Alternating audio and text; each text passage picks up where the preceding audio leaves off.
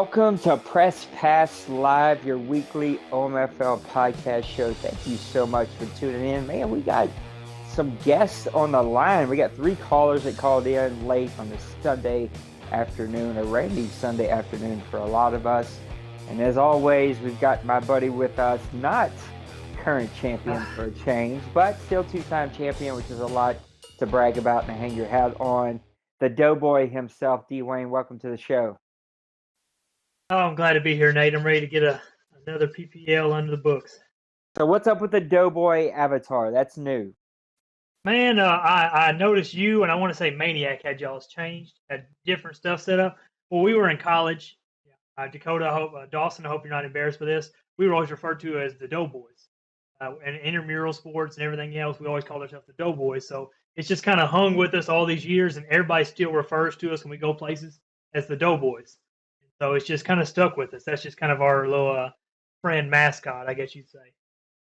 Well, there you go. That is actually a photo, probably 3 years old now, of me and Deuce McAllister, who's the all-time Saints leading running back. I've met him a few times. He's actually a ambassador for the nonprofit that I work for. So that was one of the first times I got to meet him, and just kind of a cool, funny photo. But no one is here to hear about our avatar stories. They are here to find out about the OMFL. So let's just jump right in. We're going to cover weeks 1 through 3 and then kind of break down a few things that caught our eye this week that is happening this early in the season. The good news is that we're going to be full here very, very soon. We actually added 2 new owners, one of them who's on the line with us today, Big Little O, who's got to explain that name to us one day. But we've got 2 new guys that have joined and a guy that's on the waiting list who said he's finishing the rules and going to get his game played with Houday today. So as long as we can pass his gameplay, he's going to take over the Eagles. Of course, Ducks this morning decided to take over the Chiefs. He wants the Chiefs for Madden 18, and so he went ahead and made the jump now. And so for once, we've got a Super Bowl winning roster that is open, and hopefully we'll get that filled here soon. So a lot of really good things are happening. Let's hop in there and catch everybody up with where we are. Week 1 started out with a bang. Of course, we had an amazing draft show. If you didn't get to participate in the draft show or listen to it, please type in draft recap in the chat. It'll pop up the draft re-show, and you can listen to the pre-show, the whole 4-hour draft. We broke down picks. We did interviews with coaches. It was a whole lot of fun. But man, there were some people itching to play, and we started out with a bang. Week 1 started out with the 49ers falling to the Eagles 19-7. The Redskins beat the Bears, who now have an owner. I think it's actually going to be Big Little O. He's taken over the Bears, which is actually a better team than what their record has been because we haven't had an owner in about half a season. So the Redskins won 24-21. The Chargers beat the Broncos 27-24. The Rams beat the Cowboys 24-22. The Seahawks, who have been on a rampage this early in the season, 59-7 over the Jets. Got to hit those brakes a little bit sooner than 59, but we'll talk about that later. The Colts 31, the Lions 20. The Browns with a nice victory, 16-9 over the Steelers. The Buccaneers with a 27-14 victory over the Saints. My Cardinals beat the Dolphins 22-10. The Falcons with a 35-7 victory over the Panthers. The Jaguars with a nice victory, 19-10 over the Bengals, who've stumbled out of the block here early.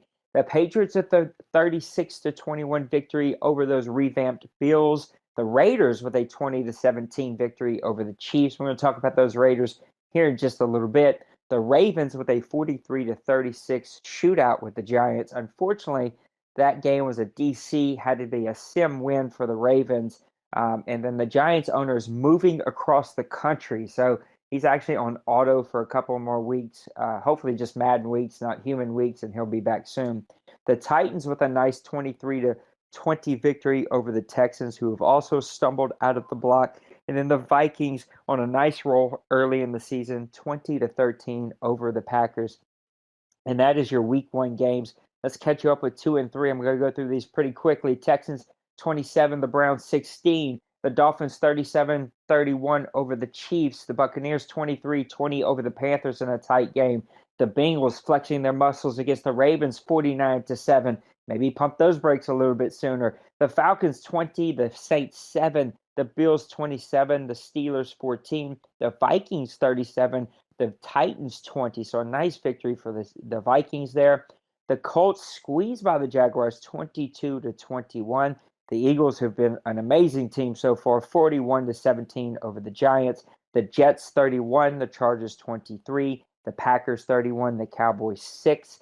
The Colts, listen to me. The Patriots 30, the Cardinals 23. The Raiders with a 35-17 victory over the Broncos.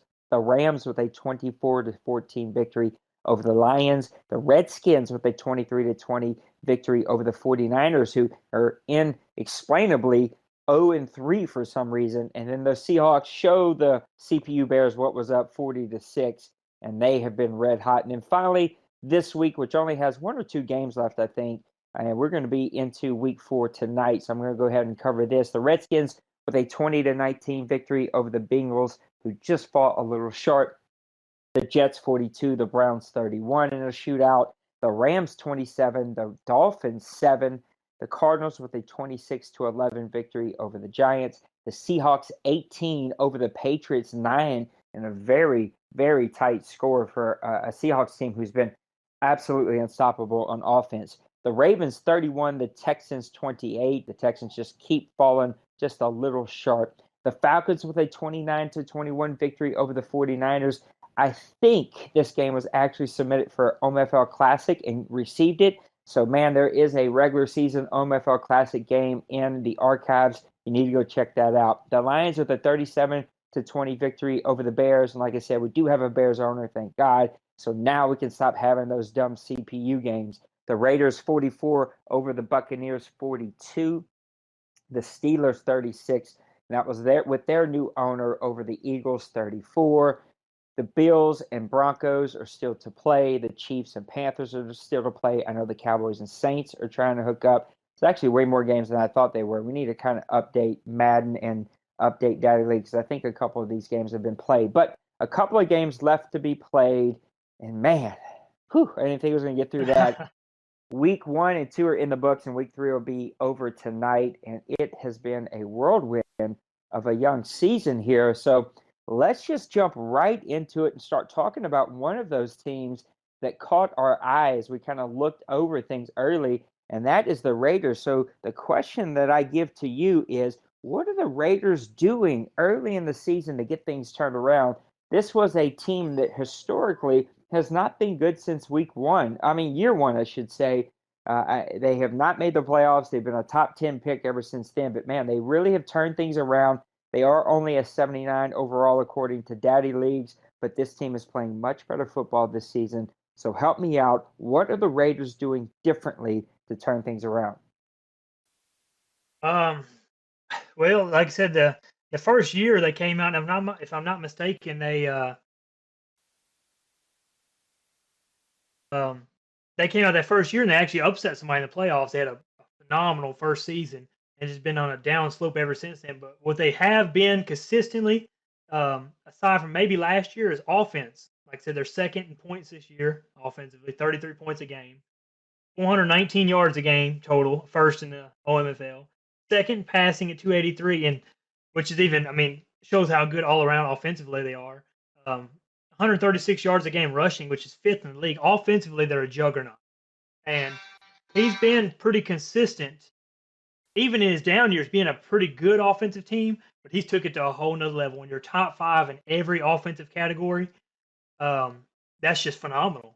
But I will say the only thing that worries me about him is defensively. He does give up 25 points a game. He gives up 26 in total yards, 21st in passing, 26. He's the bottom end defensively, which you kind of expect when the team is scoring that many points. Like I said, the only thing that worries me is in the long run, playoff wise, defense. Not all the time, but usually comes out on top. So he's going to have to shake that defense up a little bit, which could go with that 79 overall. Maybe he's just one sided on the ball offensively, stacked. But he's been impressive, and I'm glad to see him being successful this year because he has had a down couple of years. But as long as he can just get that defense up just a little bit, he'll be even more scared. Yeah, I have to 100% agree with you about everything that you said. One of the highest powerful offenses in the league this early. You've already thrown out all the stats. That's something that he's improved on. I think that is by far the biggest difference from his team from the last 2 or 3 seasons, is that for some reason that offense is finally clicking. But I have the same concerns that you do, is on the defensive side of the ball. Now, you see they picked up a 3-point win against the CPU Chiefs. That team is very, very good. Ducks will be scary with them. I'm glad he's back over in the AFC. Then he picks up a victory over the Broncos, who again have just been right at 500 team. They were right over 500, snuck into the playoffs last season. But look, out of the block already, 0-2 coming out of here. And then against a really good Bucks team, they just outlasted them 44-42. Again, a team with the Buccaneers that are still learning how to win in this league. But the Raiders, that is a good thing to look at when you have those down seasons, as you've spoken about. You pick up a good victory there. The two things that really stick out to me: Derek Carr under 60%, 5 touchdowns, 3 interceptions, 6 sacks. So a lot of sacks, a lot of interceptions already. He's got the weapons running the ball. He's got the weapons receiving the ball. And then if you look with Khalil Mack and Carlos Dunlap, I mean, those guys have 7 sacks combined already. He's got a lot of guys that are getting interceptions, which means he's probably getting after the quarterback a lot, which is causing quarterbacks to throw the ball into areas that they wouldn't want to throw. But those defensive numbers in general are going to have to go up if they're going to keep it up. By far, a very powerful offense. Now, let's talk about another team that kind of caught our eye. Of course, the Dallas Cowboys have been one of the better teams in this league overall from top to bottom. Now, Rob, we don't really hear a whole lot from. He's pretty quiet in the chat. That's just who Rob is. He works a ton, too. I mean, the guy works all the freaking time. But over the past 2 seasons, the team has been on a little bit of a decline. Now, he and I played 2 seasons ago, and he was just a powerhouse. He was just hitting a lot of big plays, getting a lot of things to go his way. But last season, you begin to see this decline. Of course, he had a lot of big guys up for contract. He lost Fredericks into free agency. He did pick up a couple of big signings that really helped his team. But my question to you is, what is going on with the Dallas Cowboys? What has happened to this team, and what is it going to take to kind of turn the things around? What's going on in Dallas? You said it to start with. I think the first 3 seasons, he was a 10 to 12 or 13 win team every year. And then last year, he just took a nosedive. I don't know what happened. Like I said, I know he works a lot, and I actually think he even worked more than he usually does last season. But what really stuck out to me is his offense. He has been a juggernaut since I've been here. He's been a juggernaut in this league, scoring wise, and especially passing the ball. And like I said, when you have Zeke, you don't necessarily have to run the ball a lot to have a lot of yards. But this year he's 14 points per game, 30th in the league scoring, which you're not going to win many games scoring 2 touchdowns a game. He's 25th in total yards, and that just surprises me. It really shocks me coming from him. Dak Prescott has 0 touchdowns through 2 games and 9 interceptions. Let that sink in. It's a 41.6 QB rating, and he's 58% passing. He's averaging 7 yards a pass. And this goes to say that, like Zeke this year, he's having a down year. He's 54 yards a game right now, averaging 3 yards a carry with 1 touchdown. But when you don't spread the ball, I mean, his long on the season is 29 yards passing. If you can't spread the field, it's not going to open up that running for Zeke. Even somebody as good as Zeke is, you still got to be able to make the defense play honest. I think it's just a domino effect of he's not passing the ball real well, which teams just can go 4-3 nickel, and they can run man-to-man defense and suffocate that run. And I think that's his big thing. Defensively, he's always been, and he's doing real good this year, which is a telling tale because he is first in yards defensively, third in passing, and second rushing. But the 2 teams he played, the Rams are going to beat you and only have 150 yards total offense. They just win games, and I'm not talking bad about you, Dawson. You know how to win the game in an ugly way, defense and running the ball. And he played Priest, and Priest offensively is another one who pulls games out in the most unique ways. But I just got to see Big Hurt. I got to see him offensively get better because that's what he's known for. I can't really explain what's going wrong. Yeah, I don't want to add to anything that you said because I think you hit the nail on the head. You said some really interesting stats, especially with Dak Prescott and Ezekiel Elliott. Both of those are his top two playmakers, and they just have to play much, much better. I will say that the stat that jumped out to me off of the paper that I think is slightly inflated just because he hasn't played this week in week 3, but first in total yards, third in passing yards, second in rushing yards, but 23rd in points allowed. This goes to tell you that he's turning the ball over in some really bad positions, giving up a lot of points, turning those into touchdowns. And then because of that offense isn't where it needs to be, he's not able to rescore those points back. He's just giving the ball over deep in their own territory. I think you said it perfectly. The Rams will make you play ugly. So will the Packers if you let that game get out of hand. I actually spoke with the Packers after this game was over with, and he just said, look, I've never even.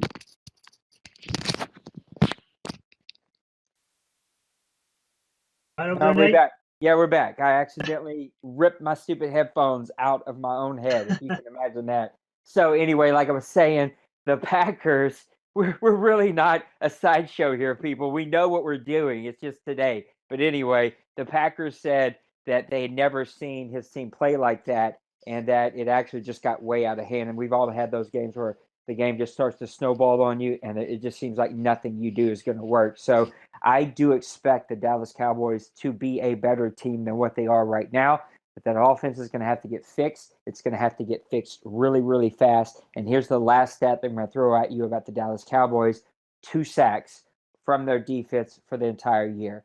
You just can't. You got to get pressure after the quarterback. If you don't get pressure on the quarterback, they're going to pick you apart. They're going to score touchdowns on you all day long. So the Raiders and the Cowboys, 2 teams on opposite sides of the spectrums that we just expect to see a little bit more and we're trying to figure out. So we had to sit and just kind of talk about them for a second. Now, a lot of talk last year was about the impact rookies that came in to the season. Again, this year, we have a lot of really good impact rookies that have stepped to the forefront and really shown themselves to be powerhouses. I think that last year, what really stuck out to all of us was the impact rookies on the offensive side of the ball. I mean, you had rookie quarterbacks leading their teams deep into the playoffs and turning whole franchises around, like the Houston Texans. You also had wide receivers like the Colts, who actually won a couple of awards, who just came out of nowhere to really lead that team and help that team get where it wants to go. So, my question to you is we're sitting in week 2.5, about to be in a week 3 tonight. Who is the rookie that was that superstar last year that you expect to hit that sophomore slump? They're going to hit that wall. Who's the guy that you think is not going to be quite as good last year because that sophomore slump is real? Well, that's a tough one, but I went through and looked some stats, just seeing how some of these rookies were doing this year. And I came up with 2 names. And one of them is, and don't take this the wrong way, Massimo. I just think people are going to start keying in on Trainer for the Texans. I think he's got to be real careful, especially more careful than he was last year. Because if you remember right, he threw a lot of interceptions last season. And I think people are going to really start keying in because they know what he's going to do and they know Massimo wants to throw. If I'm not mistaken, could be wrong. Massimo is 4th in passing this year, 26th in rushing, 256 yards a game passing, 51 rushing. You rely on him so much that I think people are going to start sitting in coverage, and you're going to start making mistakes if you don't. And last year, David Johnson actually played extremely well for him and played really good. And he's not doing that this year. He's under 4 yards. He's under 3.5 yards per carry in just a couple. I think he's like 109 yards on the season through 3 games. So definitely not the David Johnson that he had last year. Oh, you're exactly right. So he was the MVP talk till about week 14. He was in the MVP talk. And if it hadn't been for these extremely good rookies, he might have been in the MVP talk. Like I said, he just needs a help trainer, and that could actually neglect me saying that he's going to have a slide in his sophomore year. If he could just get him a little bit of help, because people are going to start keying on him. The second guy I got, And it has a lot to do with his win-loss record, right? When you're winning, a running back really gets the ball. And when people fall behind, and you see it way too often in this league, when they fall behind early in the game, they just abandon the run. Is Denard Amy for the Bengals. Last year, he wasn't just phenomenal. He had just under 1,000 yards. He averaged 5 yards a carry, but he had 16 touchdowns. That's crazy, especially like I said. But they were on a winning team, and Houday has started the season off 1-2. I know he's going to turn it around. I know he's going to be. I can almost guarantee you Houday will be a 10, 11 win team, at least. But so far this season, he has 37 carries, 140 yards at 3.8 yards a carry. But his long is only 24 yards. That's a big thing right there. His long is he's only one touchdown. Last year, he averaged a touchdown every 12 carries. This year, he has one touchdown on 37 carries. He's not finding the end zone, and I think it's translating to the wins this year, because in the games he has 14 carries against Jacksonville, 16 against Baltimore, and then he only has 7 carries against Washington. You got to give this man the ball. He'll take a lot of pressure off that other sophomore quarterback, and he'll open up that deep passing game that Houday loves. And that's the two guys that I would have to say that I think he can work out of it, but I think Trainer is the riskier one, because I think people are really going to key on Trainer. But if Houday wants to get back to the winning ways and open up the field, I think Amy needs to get the ball. Yeah, and he also has 2 fumbles on the year, so that's probably not helping him at all. And it's going to sound like we're picking on our buddy, who I'm going to call him to the carpet just a little bit here. He ignored my request to be on the show. He never said no, but he also never said yes. He never said anything, that jerk, and he completely ignored us.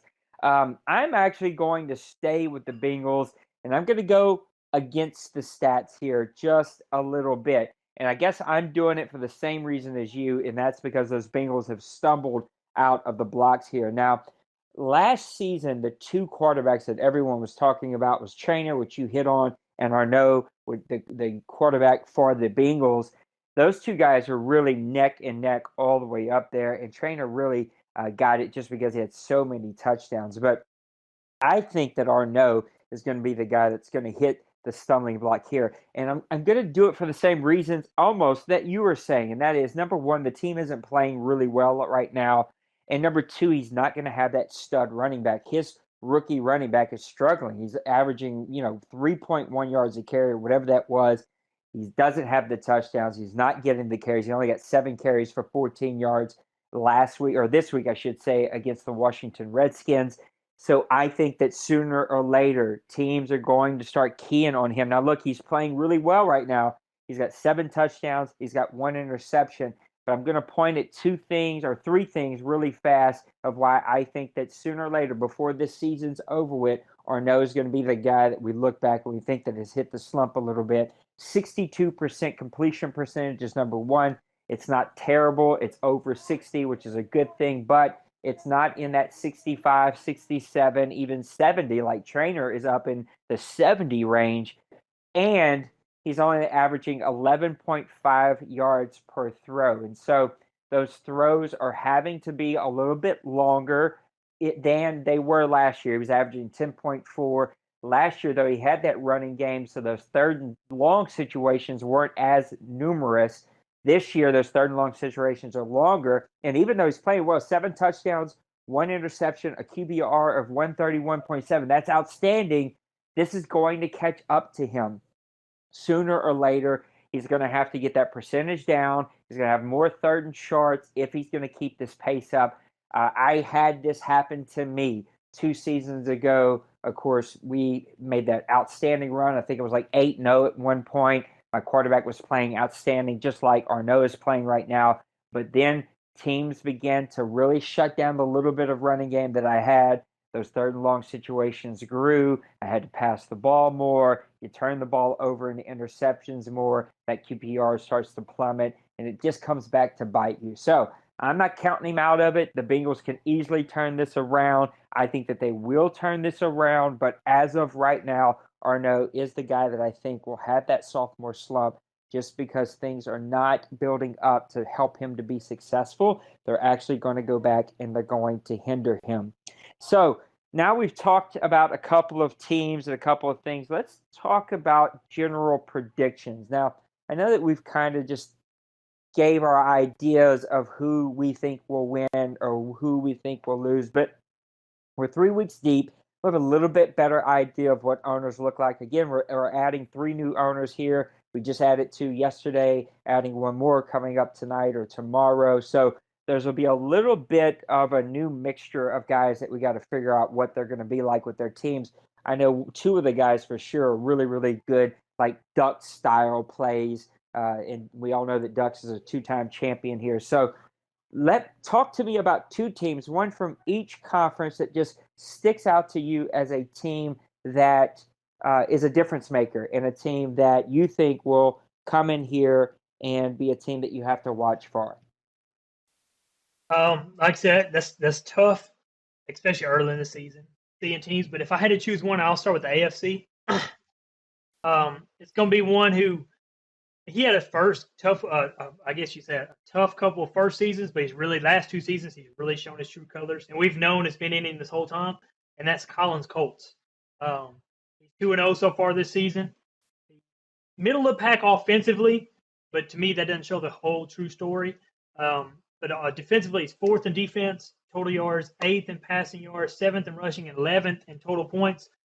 Collins just knows how to play, and really shown it, especially second half of last season. I think he won 8 out of the last 9 games and kind of got screwed out of the playoffs by Madden. And now he started out 2-0 this season. And I do think that he is in the lead right now in the AFC South. I think if I had to predict, this is going to be his year to take the AFC South from Brady. Don't put the curse on me, Brady. This isn't against you. This is because I believe in Colin. I think he has the defense with a combination of the offense go a long way. And one thing he has did, and I could be wrong, if he will continue to cut down his turnovers, Colin will be nearly unbeatable with the Colts. That's the only thing holding him back right now. Because, like I said, he plays such good defense, but he has a combination, especially with, once again, a sophomore, Ben DeWhite, and a speedster, Philip Dorsett, Martavius Bryant, and a tight end, Delaney Walker. That's a scary, scary offense combined with a scary defense. Collins, who I'm going to have to go with in the AFC. I know I rambled on right there. I don't want you to think I'm No, you're good. Too crazy about Colin, but Colin has shown a lot of improvement the last season and a half. And the NFC, and this might be a little bit of a surprise, and it has to do with a late break earlier today.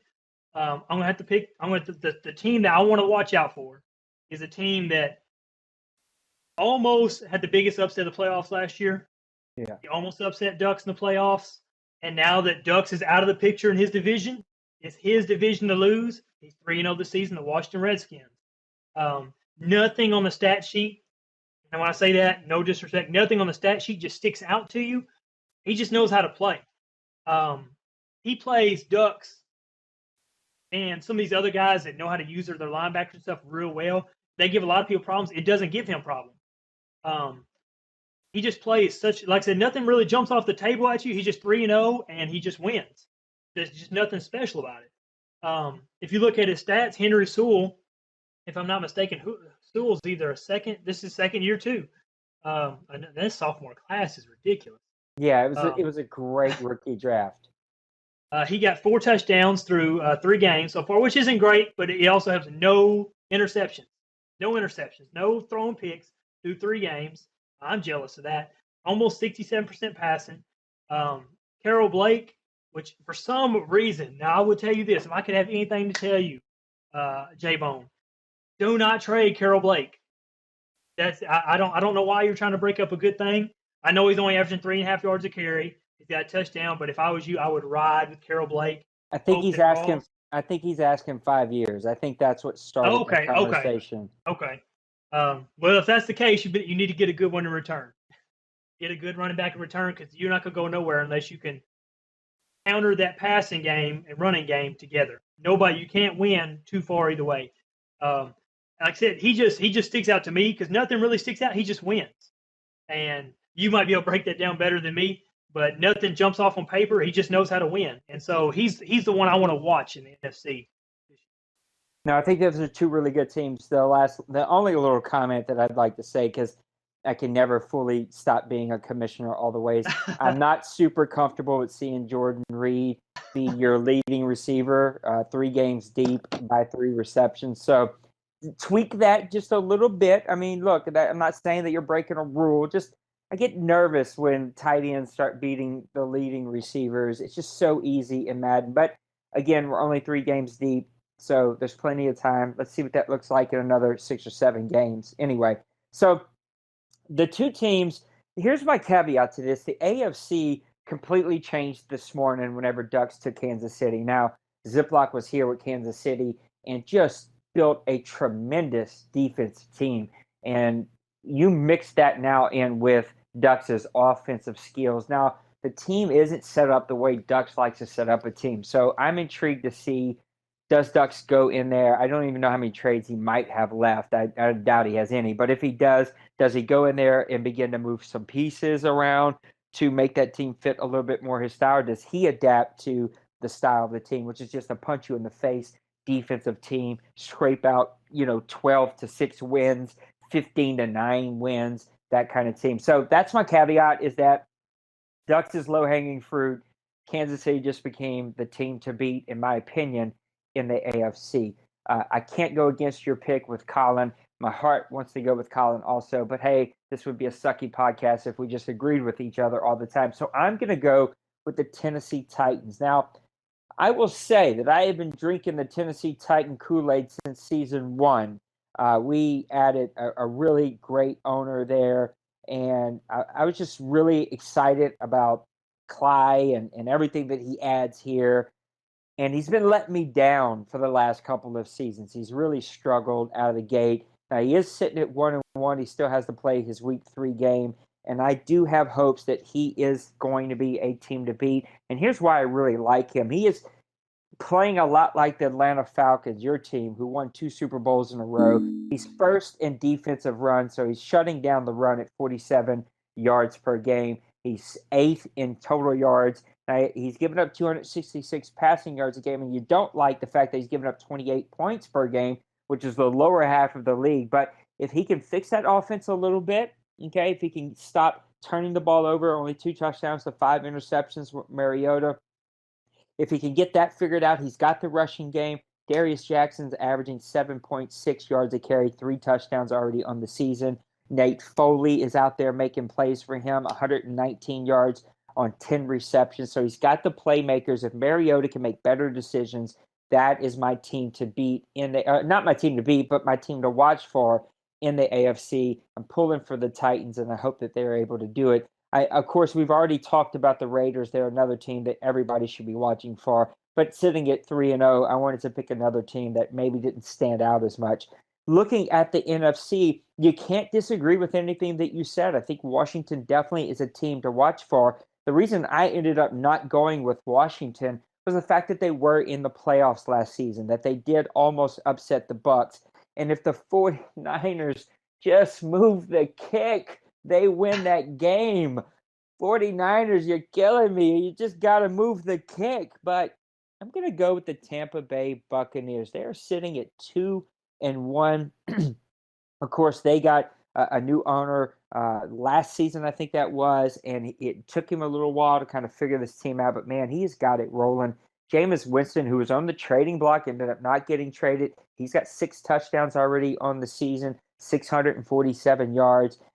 Foot has almost 200 yards. Now, he's not averaging, 3.9 is not an amazing number, but his backup guy in James Sharon has 160 yards, averaging 7.3 yards a carry, and actually has 3 touchdowns. Look, Michael Floyd is still making plays over there. Busta Anderson, probably the best name in this league, 10 receptions, 129 yards, a 12.9 average, but his 2 starting receivers are averaging over 20 yards per catch.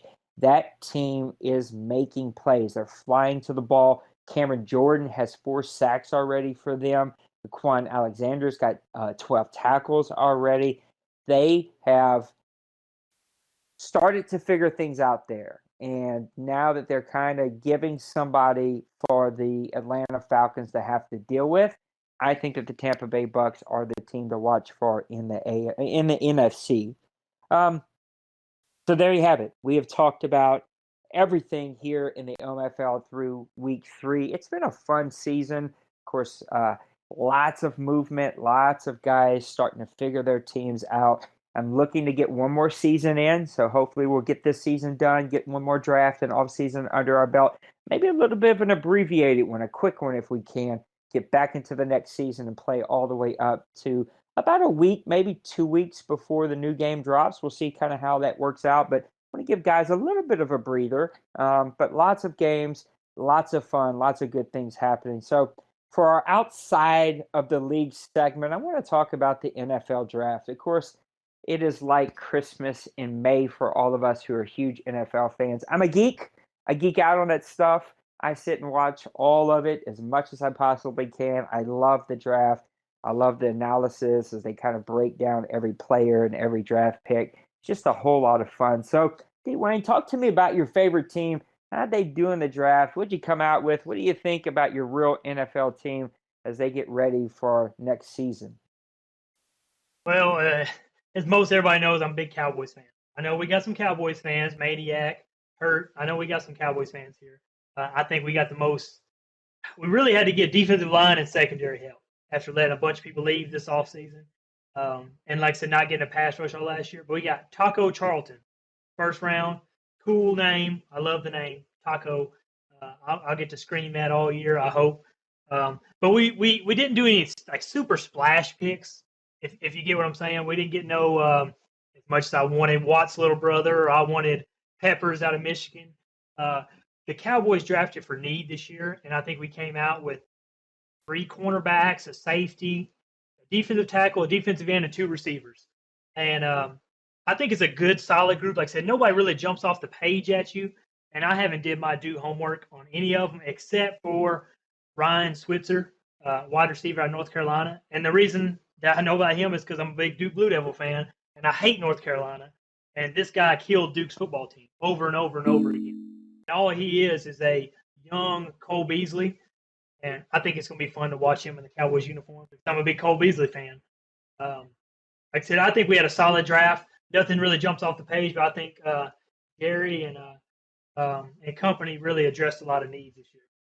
Now, I just want to point out for those of you who are still with us that the moment we begin to talk Dallas Cowboy football, people begin to leave the podcast. I think that it just is proof, it is research done by me that the Dallas Cowboys quite literally are the anti-venom to all of America. We can't stand them. People are listening ship began to go down the second we started talking about the Dallas Cowboys. I just want to point that out. Like you, I am a huge Saints fan, and we have a couple of Saints fans that are here in the league. Of course, I let Chaotic have the Saints this season because I'm a nice dude. That's what we do, all right? I may take them back for next Madden. I don't know. I love being in the division with Dakota and Mo and Meathead. We have a really fun division, but if that division isn't going to be the same, I may take my Saints back because it would be fun to go play with you over there and whoever else is in the NFC South. But I'm happy. Didn't get that sexy splash pick, kind of like you were saying. I shouldn't say that because Lattimore, probably the top rated cornerback in the draft, did fall to us. I personally didn't feel like we needed a cornerback. I thought last year the real Saints just got decimated with injuries, but the ownership, the coaches, everybody felt like they needed more cornerbacks. I don't run the Saints, so they know better than I do, and they did get the number 1 cornerback in the league. We had the number 1, arguably the number 1 offensive tackle fall to us at pick 32, and so we needed that. Now our offensive line, outside of our starting center, the other 4 starters are going to be under the age of 26 years old, so a nice young offensive line that could stay together for a while. In the later round picks, we picked up one of the better safeties in the draft. That is a true ball hawk that we play a lot of 3 safety technique in New Orleans. Let our other guys go and be kind of in the box type safeties and let him be a ball hawk back there, kind of what Jerry's Bird was supposed to be for us. And then as the draft kind of progressed, we picked up some linebackers with some injury concerns, and some defensive ends that have some potential, but either A, like a lot of players got in trouble, or B, have some injury concerns. So I'm really, really happy. Of course, every team thinks that their team did the best in the draft and they can't wait. They're going to the Super Bowl and, until week one smashes them in the face and they realize just how bad their team is. That's me. All right. I can't wait to see the Saints back on the field. I'm a huge, massive Saints fan. They work literally like 5 minutes from where I live. So I get to go and watch them often because of my job. I've actually been to the facility a billion times and been on the field a bunch. And so it's just a lot of fun. I love football, my number one favorite sport, which makes Madden all the more fun. And we got some really great guys. So let's put a little bow on all of this. Thank everybody for tuning in and listening to us ramble today. Closing thoughts, Dwayne, for weeks 1 through 3 in the OMFL. Well, I think it went fast. I think everybody was excited to use these guys that they drafted, and we got some new owners that are, like I said, jumped in, and I hope these new guys we got now are as excited as everybody else. I think it went real well, and go ahead. No, go ahead, finish up. No, I'm just glad that we're knocking these weeks out. We haven't had that lull. As what me being the first year online franchise guy, I expected a lull towards the end of the year, and we really hasn't hit that lull yet, and that just excites me. But I do have one thing to say to you. It's one from our other co-host, Ross for MVP. Ross the boss. Who they wants me to pass that along to all y'all. I just want y'all to know that. Ross for MVP. You tell Houday I said you ain't got to pass nothing along, that his butt should have been on the show today. I don't want to hear his dumb excuses, and he better be back on the show next week, or the Bengals will be an open team. No, I'm just joking. But I do hope that Houday comes back and joins us again. Yeah, you said it all, man. Lots of really good things going on. Lots of great articles. The new incentive plan is working to a perfect degree. If you're not participating in the incentive plan, you need to go check that out. You get points for stuff. You got to track your own stuff and submit it to Houday at the end of the season. But lots of really, really great stuff going on. The Golf League is wrapping up season 2 here in the next couple of tournaments that we have going on. The Coach League is going well. There are rumors that a OMFL 2 is going to start up with new updated NFL rookie rosters, just as a fun thing to kind of keep guys plugged in throughout the summer. And then, of course, the MLB League, the Dirty Dozen, is rolling right along. So lots of really good things that are going on, and I just appreciate everything everybody does here. Keep the good stuff coming in. Let's keep submitting your feedback forms. Submit me some classic games if you have one, because that's going to be really fun. It doesn't look like much right now, but we get a couple more seasons under our belt. How cool is it going to be in 2 or 3 years to look back and go, oh yeah, I remember a season 70 Super Bowl game, or I remember a week 13 in season 72 and that classic game. Like, it's just going to be a lot of fun. So make sure that you guys do that. Tune in today. Look, Mr. Mo tuning in. He's not going to pop up, but it said he was viewing. Mo, I see you out there. You need to chill out with all those wins. So for all the leadership here in the OMFL and at Grown Folks, thank you so much for giving us part of your Sunday. We appreciate you guys more than you know. Thank you for tuning in. We will see you next week at Press Pass Live for weeks, hopefully 3 through 6, maybe even a few more. We'll see where it goes, but we'll see you next week. Peace. See you guys.